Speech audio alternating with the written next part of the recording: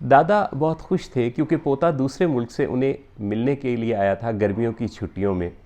दोनों दादा पोता हवेली में बैठकर बातें कर रहे थे कि पोते ने सवाल पूछा, दादा अबू आप मुझे ज़िंदगी में कामयाब होने के कुछ तरीके बताएंगे। दादा अबू को यह सवाल सुन के बहुत खुशी हुई। वो मुस्कुराए और कहने लगे कि आओ मेरे साथ चलो।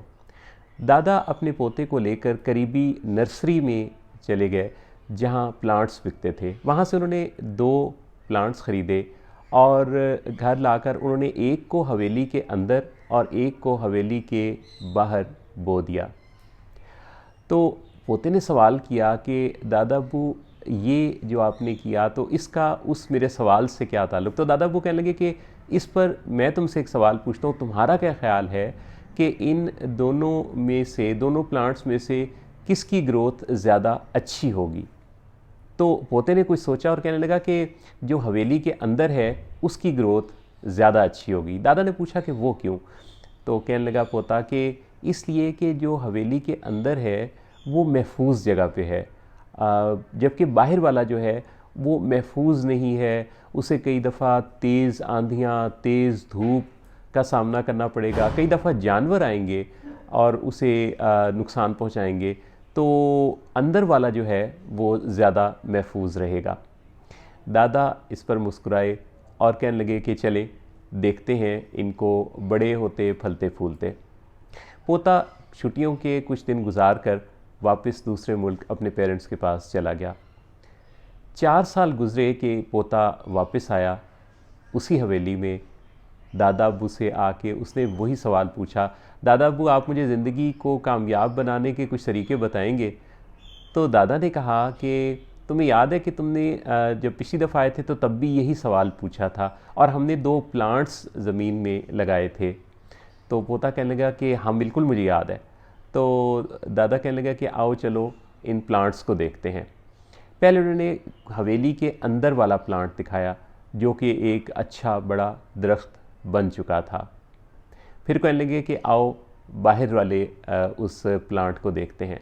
जब हवेली के बाहर पहुँचे तो बाहर वाला प्लांट काफ़ी बड़ा और घना था। उसकी ब्रांचेस दाएं और बाएं काफ़ी फैली हुई थीं और उसका साया गुज़रते लोगों को साया भी देता था। पोते को याद आ गई सारी बात। उसने कहा कि दादा अब्बू आपने उस वक्त ये कहा था कि हम देखेंगे कि दोनों में से किस प्लांट की ग्रोथ ज़्यादा अच्छी होती है, और मेरा ख़्याल ये था कि जो हवेली के अंदर वाला है वो ज़्यादा महफूज रहेगा। लेकिन ये तो हमें नज़र आ रहा है कि जो हवेली के बाहर वाला प्लांट है, बाहर वाला दरख्त है, वो ज़्यादा बड़ा घना फैला हुआ और मज़बूत नज़र आ रहा है। तो ये कैसे हुआ। दादा अब्बू ने इस मौके पर जो जवाब दिया वो जवाब हम सब लोगों को अपनी ज़िंदगी में ज़रूर याद रखना चाहिए। दादा ने कहा कि बेटा हम जब कंफर्टेबल चॉइसेस पर होते हैं तो हमारे अंदर मजबूती पैदा नहीं होती।